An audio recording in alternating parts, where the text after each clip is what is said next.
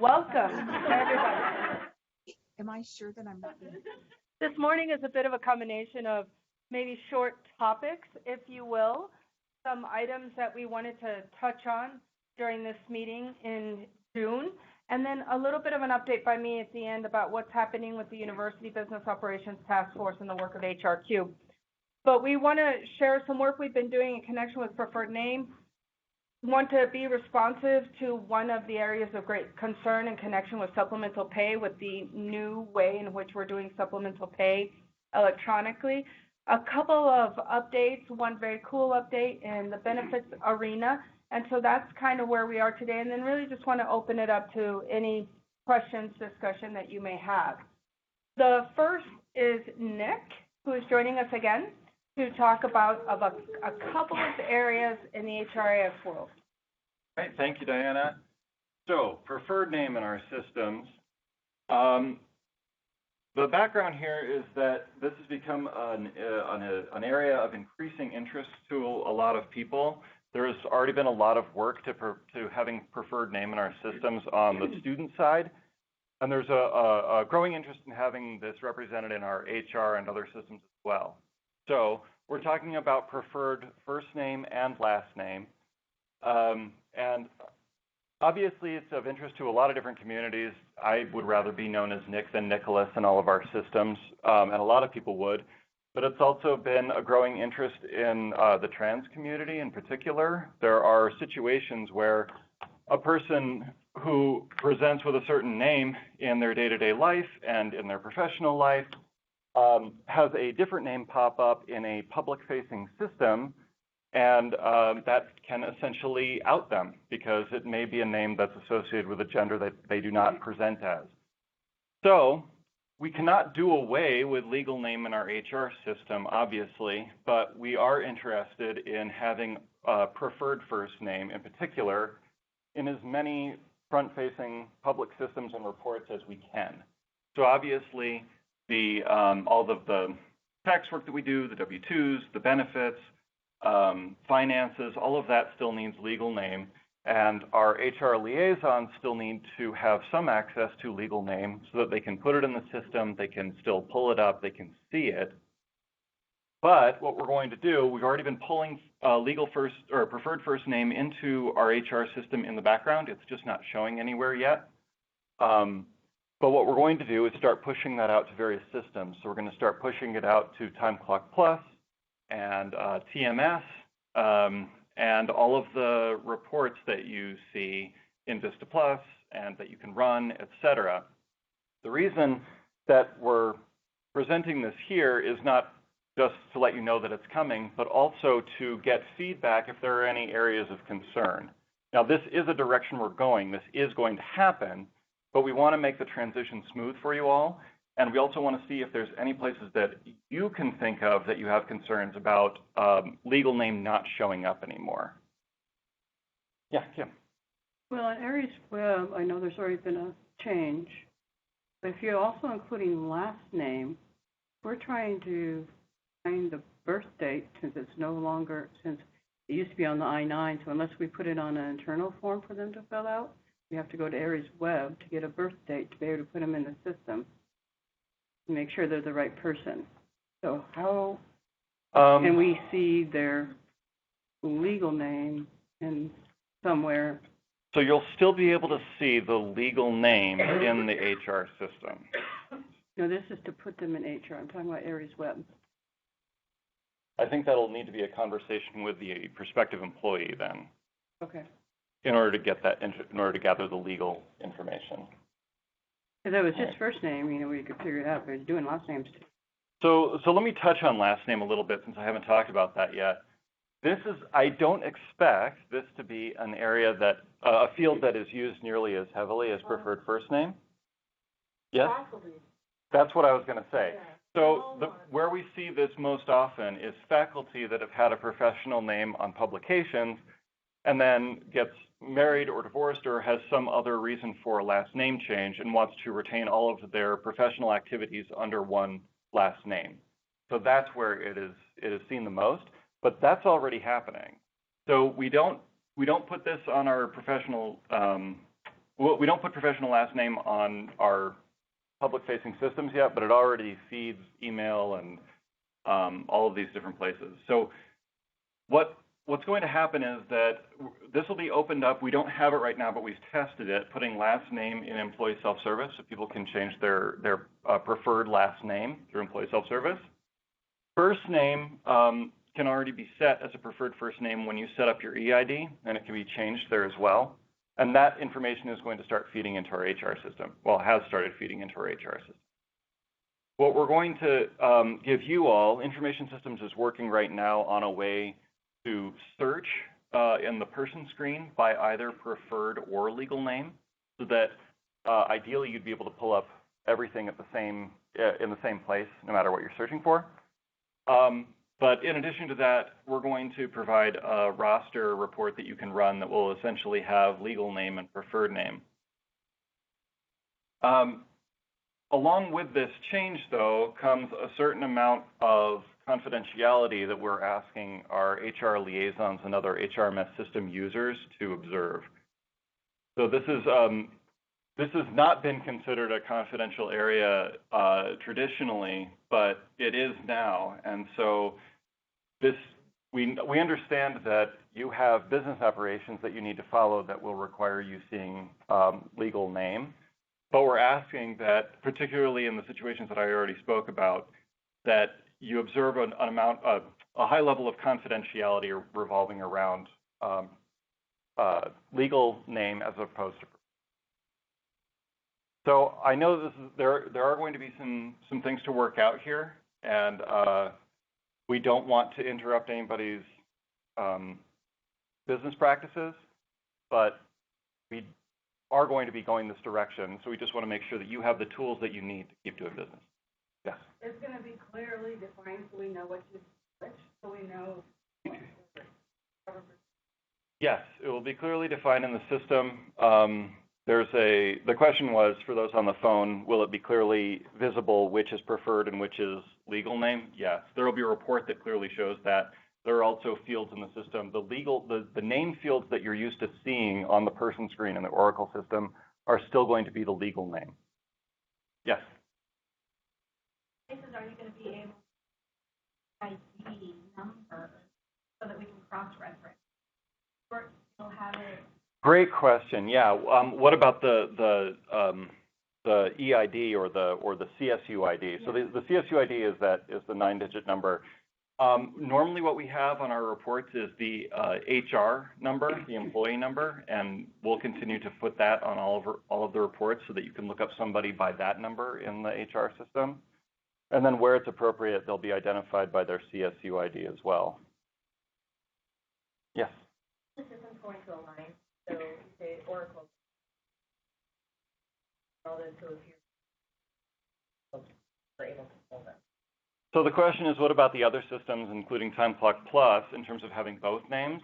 Our other systems, including Time Clock Plus, don't really have spots for multiple names. And one of the issues is that the HR system has a set number of users that we control through forms and access, and people sign off.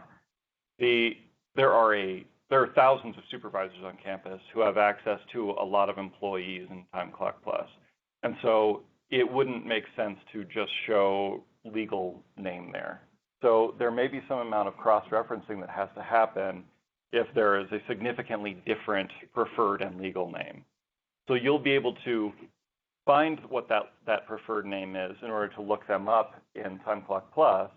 But again, in Time Clock Plus, you can look anybody up by their employee number, which I think is why I think there's going to be more reliance on looking people up by an identifying number rather than their name itself. Yes? Which systems are we going to see preferred names? That Time Clock, but what else? TMS is another one. Beyond that, I'm not sure yet. Certainly our reports and our reports that are posted to Vista Plus and the ones that you run within the system. But then we're going to approach this carefully. So if there are other places where it's being pushed out to, Bridge LMS, they're in the process of populating preferred name right now. I actually thought that was already done, but it's been delayed. So they're working on that. So that's our learning management system run out of TOD. And then digital measures, it's already has the preferred name populated instead of the legal name. Yes? CMS have a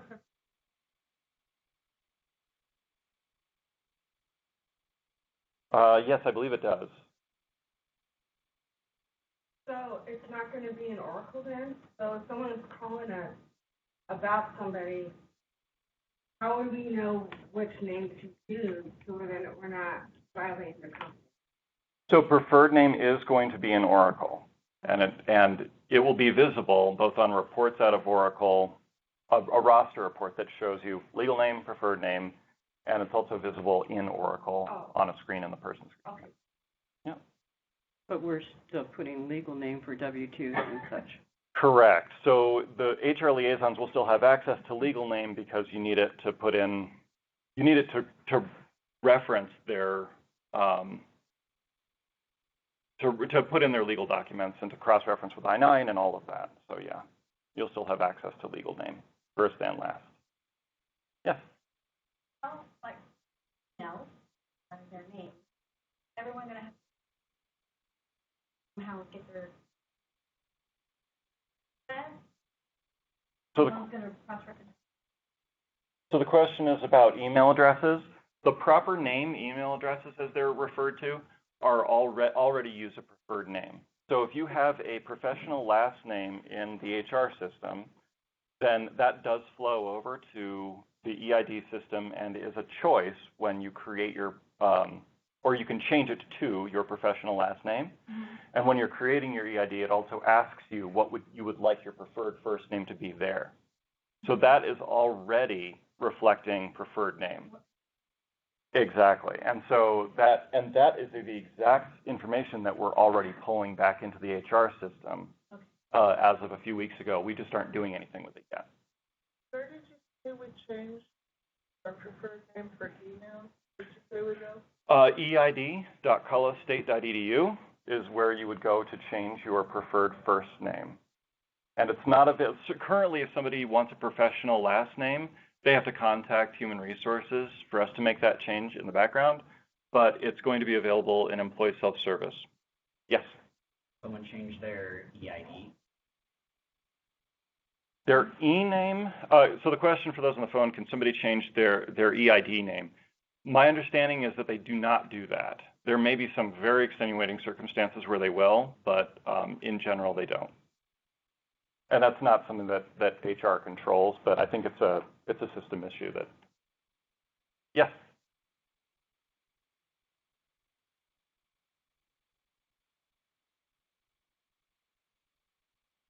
So the question was about if HR liaisons will need to review a Social Security card in order to approve updates to last name. Is that what the question?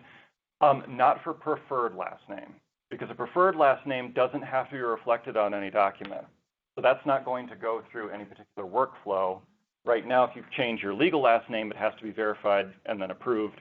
For preferred last name, it can just be made in the system and it will reflect immediately.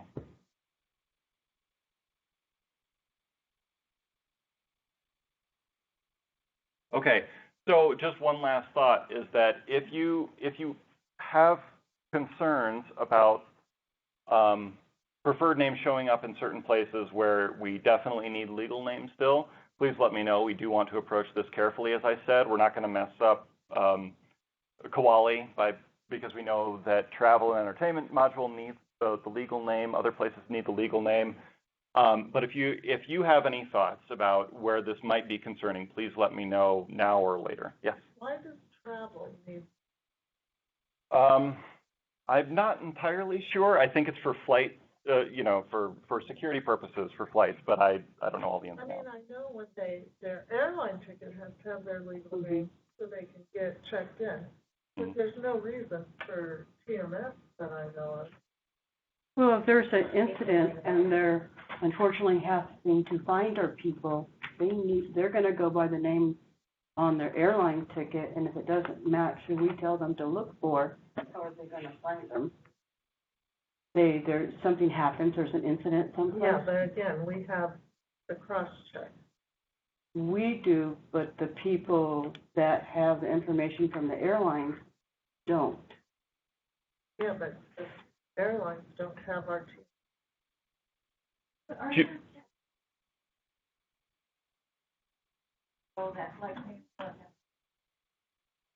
I'm not sure of what the ins and outs are for why the TEM module needs that, but that's just what I've been told is that they do. So, well, It's pretty involved, but there is not a tax consequence unless the person does not seek reimbursement within a particular time frame. But then again, I mean, But our- preferred name is then it feeds through to the legal channels.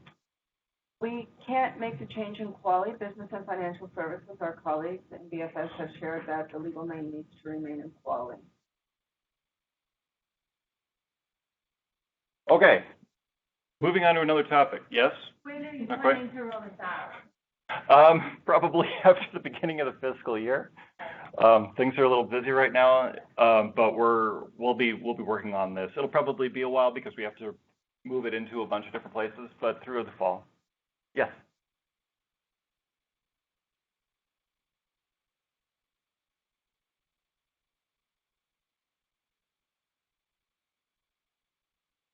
Are those changes updated every day or? Yeah, so the question is about the directory on the CSU website. That directory is updated overnight. And so when there's preferred name already feeds there as well. Yep, great question. Okay, supplemental pay.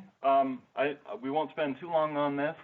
As you all know, there's a new electronic form for supplemental pay, which I think has been great, but it does have its pain points. And one of the ones that we've received feedback on is the necessity of finding out the CSU ID of an HR liaison in another department. We've been asked to maintain a list, post a list on our website, et cetera. We couldn't make it available as a drop-down because of limitations with dynamic forms.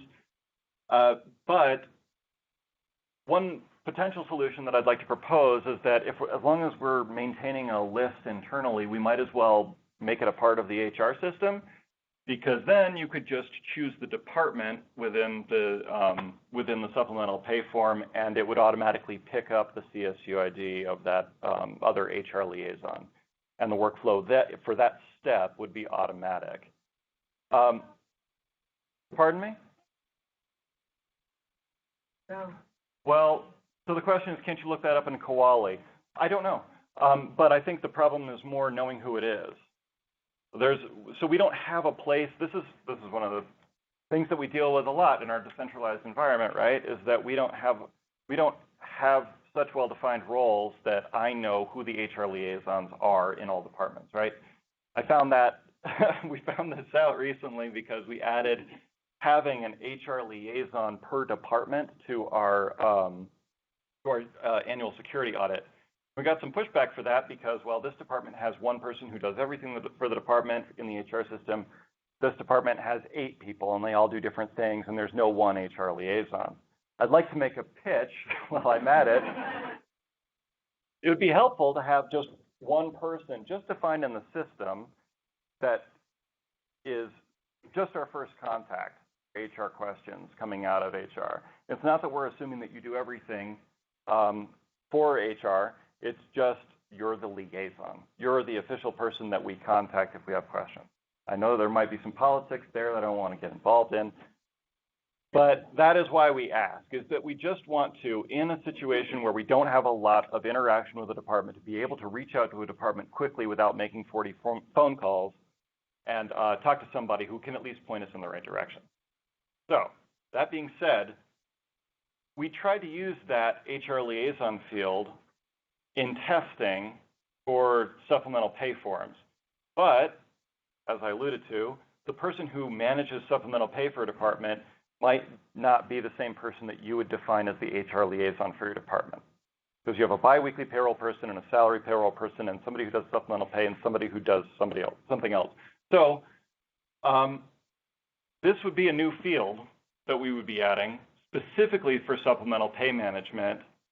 And the reason that I'm bringing this up here is because I can't do this myself. What we would need to do is get feedback from every department that does supplemental pay to have that field defined, and then we would need your help managing it. So anytime that role changed, we would need to reflect it very quickly in the HR system so as not to break any of these electronic workflows.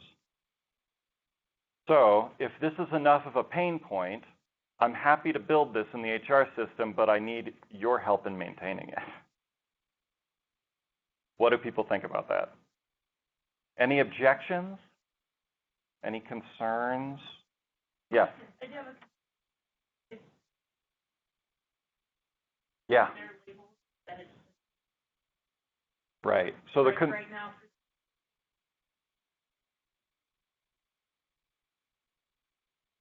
Right. So the concern is people on extended leave and the consequences of that.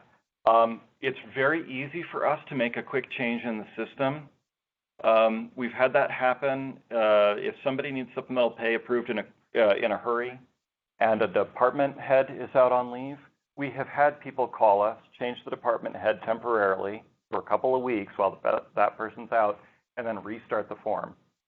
It's not ideal, but there are some limitations within dynamic forms right now, I'm told by IS, where they can't do ad hoc delegation, basically, and then have it continue with the workflow. Yes? Is it possible that it's general thought? Is it possible to have it flow to a general mailbox instead of a specific person? I'll have to double check with IS. My understanding is that it needs to be tied to an EID. And so it has to be a specific person. EID, that person could enter an EID. That whoever's going to do it, and then go. Same kind of problem that I see with the CSU ID is that you have to know that first because they're entering it. The other department is entering it. Yep. Nina. I had an incident the other day with one, and that list any pending supplemental pay, especially if I'm not the one that initiated Try to it. find the status of that one. So there's an issue with knowing the status of supplemental pays if you weren't involved, if you weren't the initiator. Yeah. I can talk to, I don't remember if that was one of the items brought up. We had a meeting recently about feedback, supplemental pay feedback. I'll reach out to IS with that and see if there's a solution. Yes.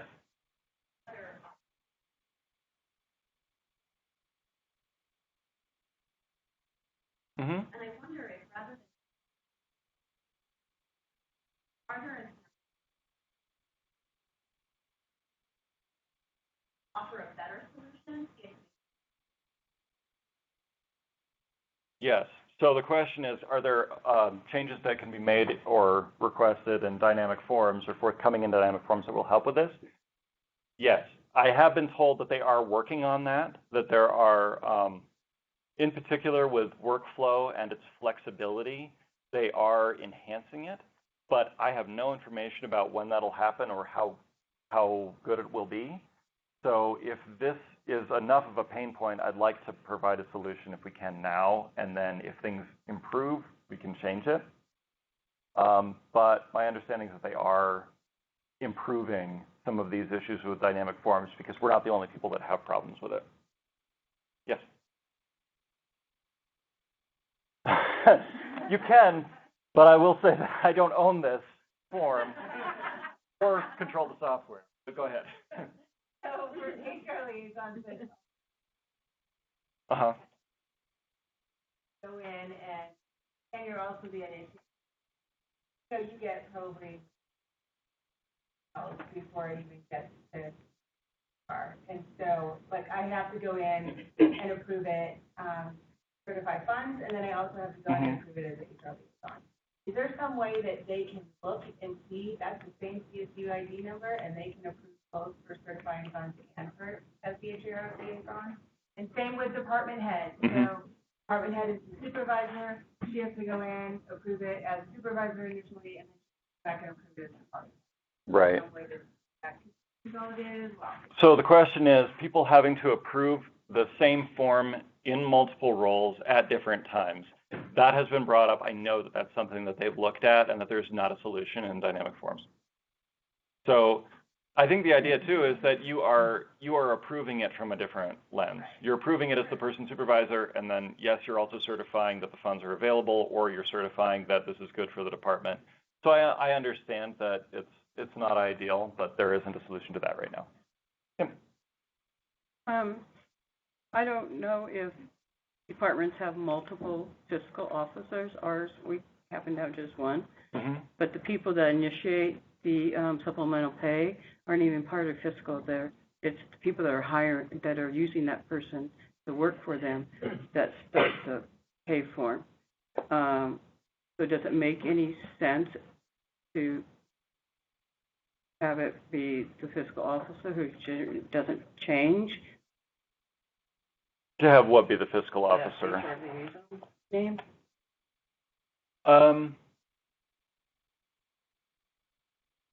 mean, is that one person I don't know. in departments, or is that multiple people in most departments? I think it's multiple. Yeah, I think in a lot of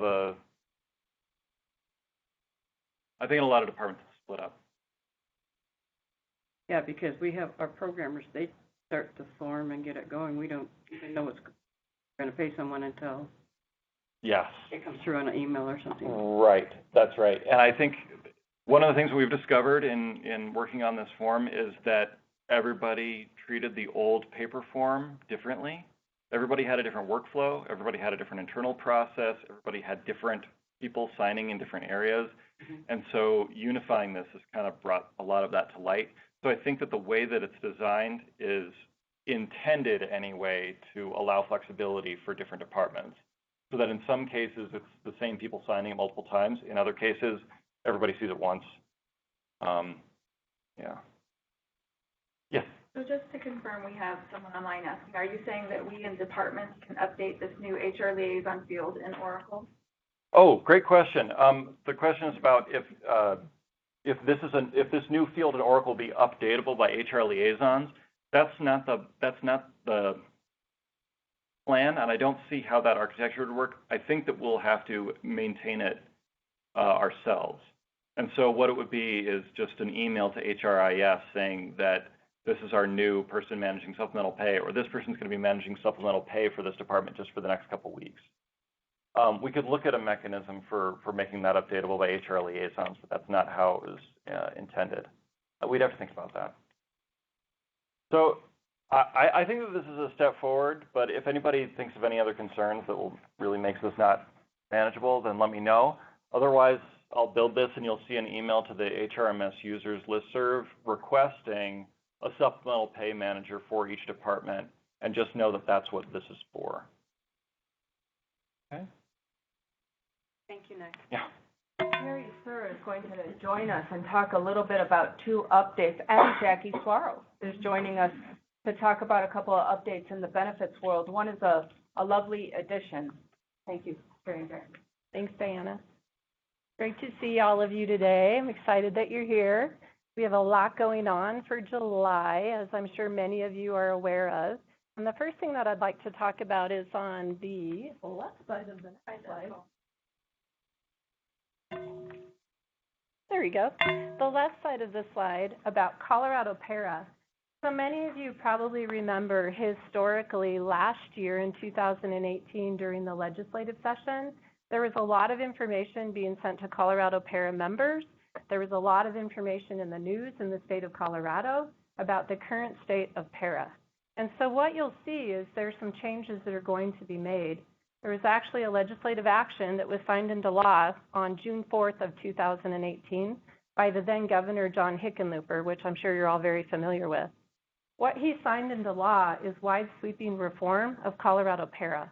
So I'll come back and I'll talk about these contributions in a minute, but just want to focus on some of the ancillary designs of what's been deployed by way of the changes that you'll be experiencing as a Colorado PERA member.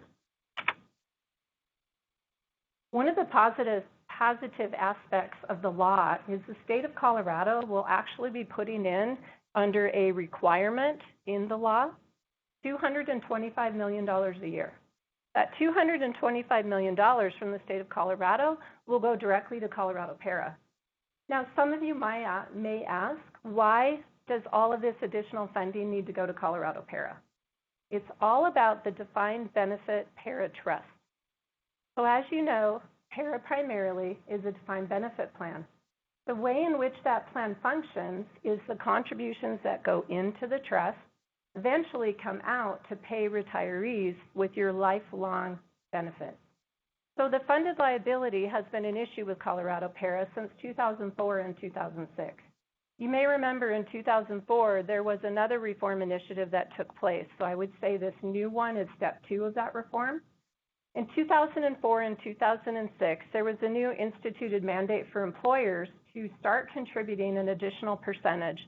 It is called amortization equalization disbursement. I don't know where they came up with that from, but we call it AED. In 2006, when they found out the AED percentage that employers were required to contribute wasn't quite enough, they onlaid another supplemental AED. Now, what that means today trended forward, because those have escalated all of those years through the current fiscal year that will be starting shortly, is the university contributes currently, if we look at this chart, 10.15%. Now, starting with the new fiscal year, you will see there is an incremental increase for the employer, and that will go to 10.4, so a 0.25 increase. But in addition to that, we are required as a state agency to fund still that AED and SAED. That is a 5% factor for each. So if you overlay the contribution factor you see here of 10.4%, add that additional 10%, the university is funding 20.4% for every Colorado PERA member that we have at CSU. So the good news is that money is going to Colorado PERA, and it's going to benefit the trust. But realize that trust is broken into different buckets, if you will. Those buckets at Colorado PERA represent several different things. And those things are really nuances, again, tied to a defined benefit plan. Disability retirement. As liaisons, I'm certain that you've probably had issues with a soon-to-be PERA retiree who has encountered a medical disability, who may wish to retire as a disabled PERA member. There are options built within the trust that help fund that at an earlier age as well. There are also survivor benefits that are funded. There's actually a separate amount in that trust that's dedicated specifically to PERA Care, which is the healthcare trust fund that all PERA-covered members have access to when they retire, so that you not only have a lifetime benefit for retirement, you also have lifetime insurance coverage, medical, dental, vision, and vision. So anyway, really good news that there's a lot of positivity with that as well.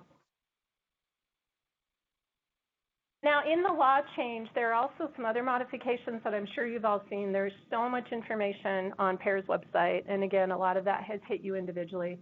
Also, a shout out to the Classified Personnel Council. Megan, as the chair of the council, has done a wonderful job with her recent CPC communicator. If you are not signed up for that, you may want to go to their list and actually subscribe to be a recipient. She did a beautiful job of communicating many different links within there that go directly to PERA's website that talk about all these many facets. So there's not only changes with the current active PERA members, there's also changes for retirees. Some of those things affect cost of living increases, and also for new PERA members coming in after July 1st of this year, there will be changes in the age and service tables that I'm sure many of you are familiar with. What PERA has done over the years is if someone comes into the system, if they make a law change, they always go forward, not backwards. Backwards always causes problems legally. So you go forward and you look at someone's new PERA membership date and what rules are going to apply to them. On the benefits unit, we refer to that as the PERA publication that you all have access to online. There's all these fancy tables in the back of that book. And I know some people that look at those tables often and they go, if I just stay till I'm 63 and I have exactly X number of years of service, I could walk away with X% for retirement. So those tables change, and you do have to know what your PERA membership date is so that you're jumping into the right table. Do remember that we have a retirement counselor within our benefits unit as well. His name is Jim Smith, so many of you are probably familiar with him. He does all retirement counseling, not only for state classified, but for faculty and admin professionals. So do please let people know as they may be having preliminary conversations with all of you that they may be looking at retirement in the future. Have them come on over and talk to us, and we can also share all this information with them. So on the bottom, I'm going to jump to that, and then we'll go back to the employee contribution, which I'm sure you've already scoped out on this slide. July 1st, there is one big change that's happening that we do want to mention because we think it will affect you all as liaisons by way of conversations with new incoming employees. For new employees that come on board July 1st or after, if they do not have what we're referring to as a PERA footprint, which means they have never been a PERA member. Now, we actually have to find that information out from Colorado PERA. So just because someone's hire date is July 1st or after does not necessarily mean that that provision would apply to them, because they may have worked at another agency in the state of Colorado and have been a Colorado PERA member somewhere else.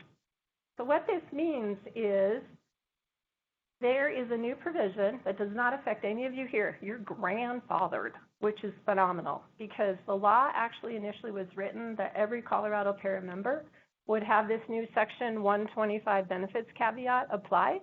And before the governor signed the bill, they made one last red line to the law, which was fantastic. That means all of our voices and feedback from agencies was heard. This only affects new people going forward. So here's how it works. I call it, for simplicity, the gross versus net calculation. So think about that at a high level. If you're a grandfathered PERA member right now for this specific criteria, you currently have certain things that you are required to pay PERA contributions on. Your 8%, which will go to 8.75, eventually 9.5, and then 10, which is the 2% escalator written into the law. We look at your salary, and there are certain things that are includable for PERA purposes that your contribution is calculated off of. There are certain things that are not. Yours will not change. So what you see currently will stay as is.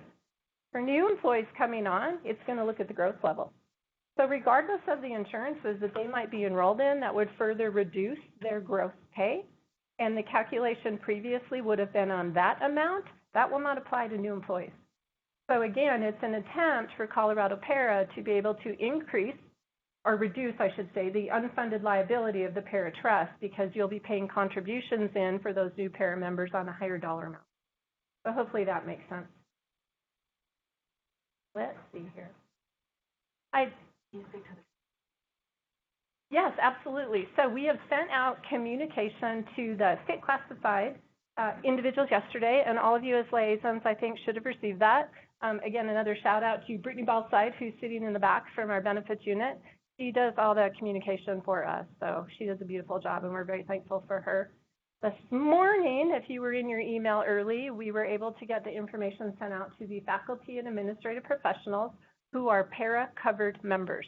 So again, that list did not go to every faculty AP employee, because there's about 690 people that are faculty AP PERA members. So that was a special subset. Now this afternoon, Nick has pulled miracles out of the Oracle system for us. And we're looking at the non-student hourly population, and we're also going to be sending a separate communication to them as well, because they're also PERA-covered members, so we do wish to make sure that they know. The communications are all tailored just a little bit different. As you saw, the state classified one was more of an approach towards total compensation, because there's also premium changes that are coming along July 1st as well, versus it was just a conversation about PERA for the faculty and AP one. So thank you for mentioning that. Do remember that we have a representative from Colorado PERA who comes to our campus almost every month. He will actually be here on July 9th in the Lori Student Center in room 390 from 10 a.m. to 2 p.m.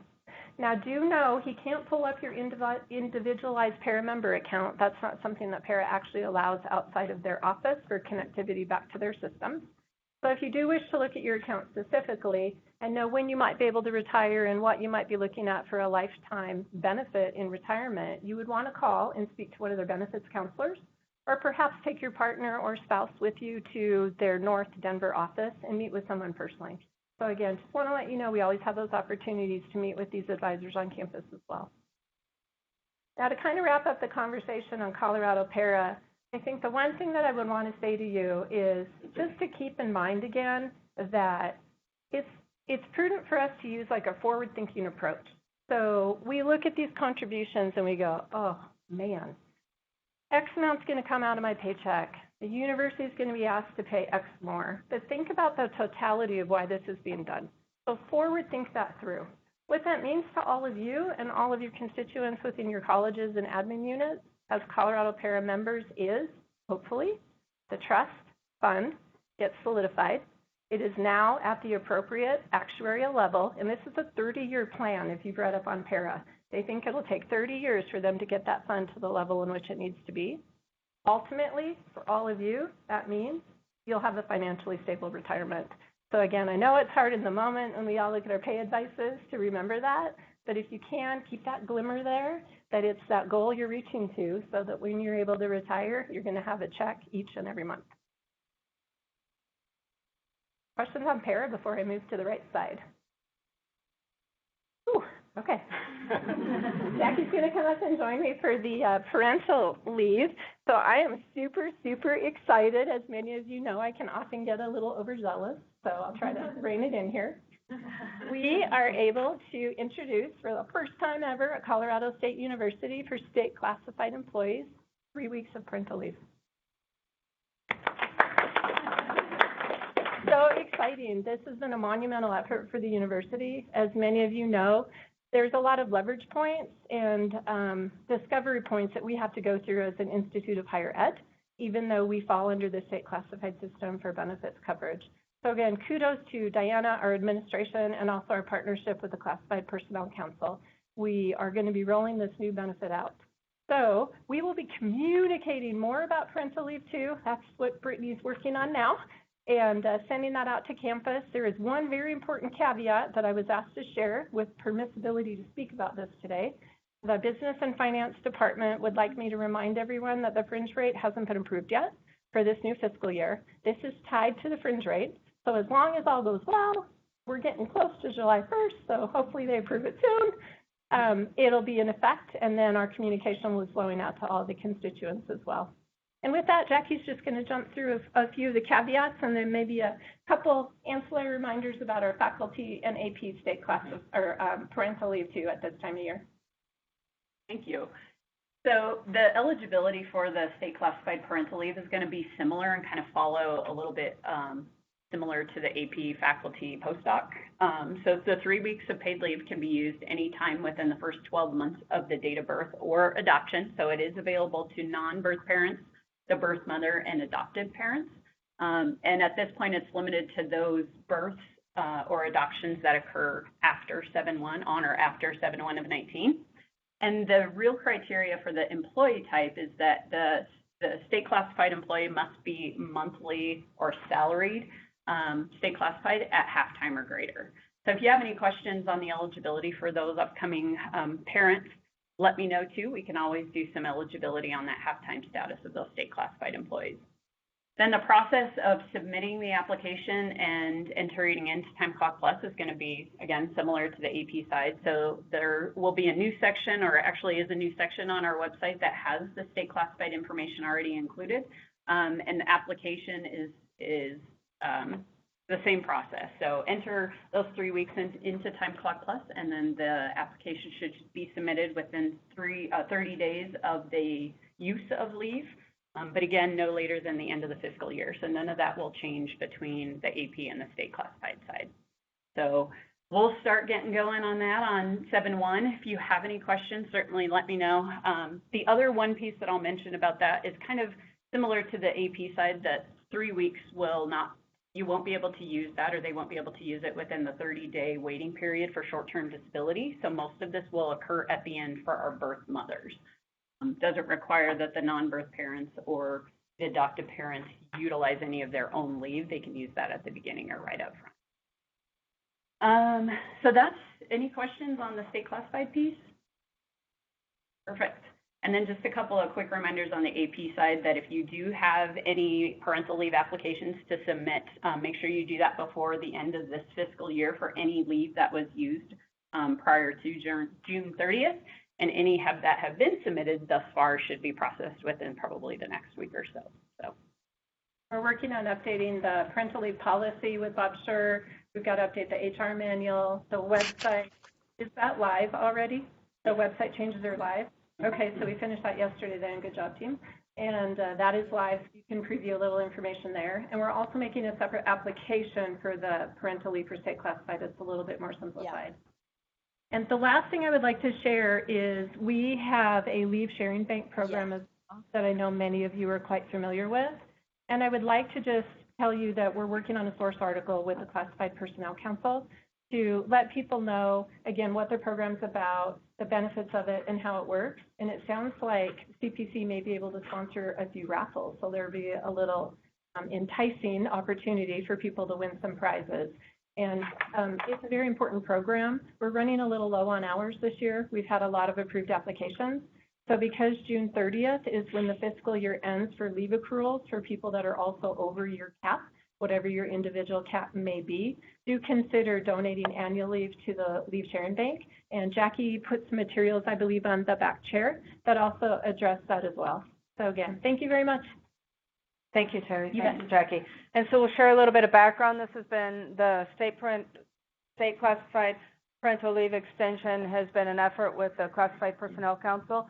Very grateful for the wonderful partnership with the leadership of CPC and the members of CPC.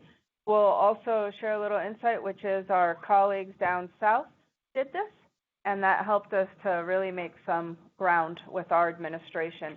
And so it's a lovely addition to parental leave for us. Want to take a moment and share with you where we are in connection with the work of hrQ. hrQ has provided their draft recommendations to the HR leadership team and met with Lynn Johnson, our vice president, yesterday.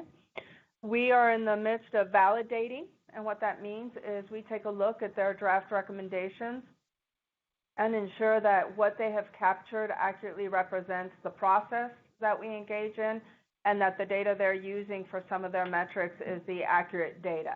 And so it's a lot of information. They have met with a lot of people. They've gathered a ton of information from us.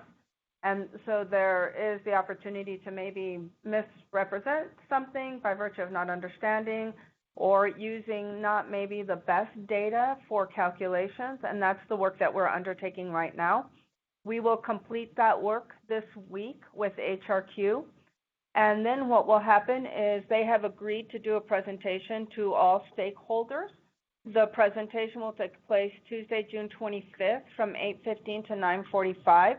All stakeholders that were invited to meet with hrQ are invited to listen to this presentation. So that includes all HR liaisons, members of cabinet, President's Council, President's Cabinet, Council of Deans, let me separate those, CAG members, KPAC, University Benefits Committee, all of our stakeholders. You are welcome to listen. It is going to take place in this room. It will also be shared via Blue Jeans, so folks can listen in from their offices if they wish.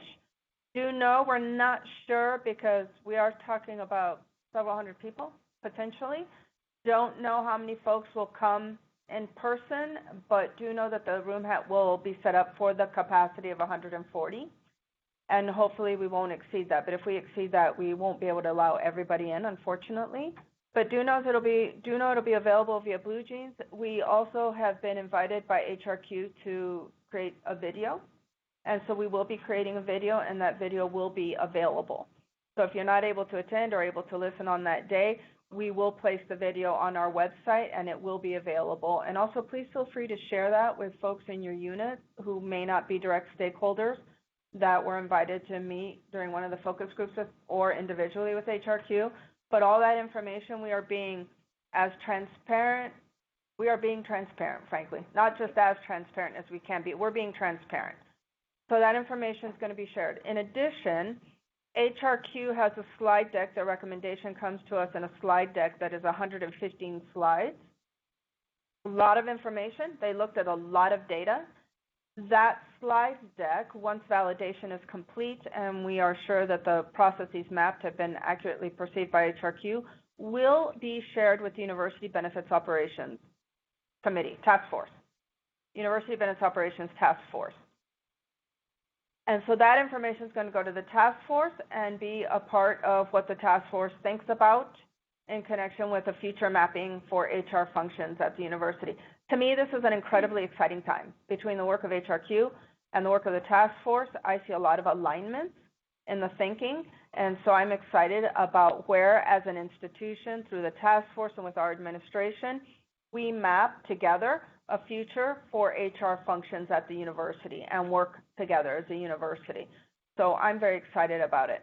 I'm going to talk a little bit about the work of the task force this summer and invite Chelsea and Christy, if they have any thoughts they would like to share, to chime in with thoughts that they may have as they're also doing some work through the task force. The task force, as you may recall, has been divided into 4 subcommittees and has been working through these 4 subcommittees. Those subcommittees are taking a hiatus in this summer period, and we are dividing into functional areas, so HR, business and finance, and research administration, and doing some work by functional unit to bring the various members of the subcommittees together and focus in a way that we haven't thus far and feel that we need to now.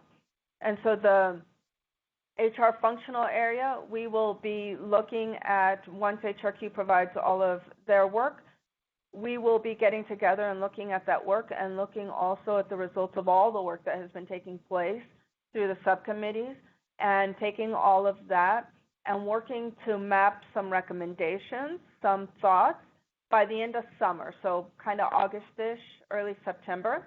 The task force's goal is that in early fall, so think September-ish or so, we would be putting together some recommendations for consideration by our new president, Joyce McConnell. And so loosely, that is the work of the task force at the moment, and wanted to give an update on that.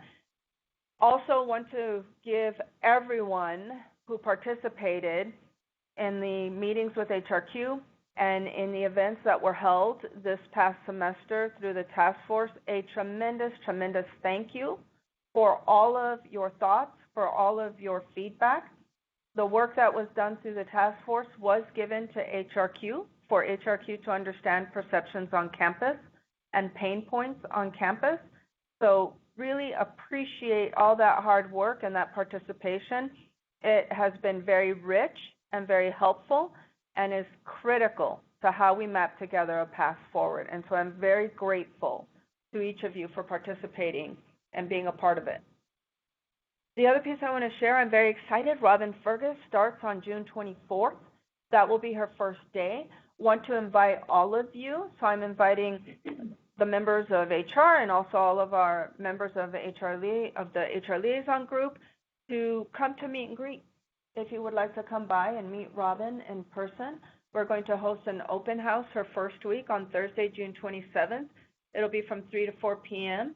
and we'll be in our main conference room. So please come by and meet Robin. The other piece that I wanted to share is Nick and Joey are working really, really hard on solidifying the state classified salary increase spreadsheets that we send out at this time of year. This year it is a 3%, again, mirroring last year. It's a 3% across the board increase, and that was done in recognition of the increases due to PERA and the changes to PERA that Terry very nicely spoke to. Those spreadsheets, we're going to get them out this week. So please know they're going out. They do go to the vice presidents and the deans, where I always ask if there's anyone else that you would like for me to include on those spreadsheets, please let me know. So there are some, but not all HR liaisons who are included on those spreadsheets. So if you want to be included on that spreadsheet, connect with your dean, your VP, let me know, and I will add you so that you receive that spreadsheet as well for the college, for the division. So please let me know if you would like to do that, including your dean and VP, so I know that your dean and VP is of the same thinking, and we'll be happy to do that. Those are going to get out this week. That's where we are with some updates through HR. So I noticed that the 3% increase is showing in Oracle already for the salary. Correct. But when does the hourly post? So the question is about the salary increases for state classified are already made, but the hourly are not. The hourly increases, if there's a one-time payout, the amount of that one-time payout is partially dependent on the number of hours that the employee worked over the entire previous fiscal year, prorated by that. And so we have to wait until the last payroll in June, which ends June 21st, I think, is processed by HR payroll, and then we run it. So it's in the beginning of July. I can't remember the exact date, but it's sort of the beginning of July that we'll have that information in the system and run for the hourly employees. So we have two phases in our communication in connection with state classified salary increases. The first phase are our salaried, and then the second phase is for our hourly. And so we send it twice. Yeah, that makes That's sense. the reason, yeah. Thanks for the question. Any other questions, thoughts, observations? Have a wonderful day. Thank you for joining today.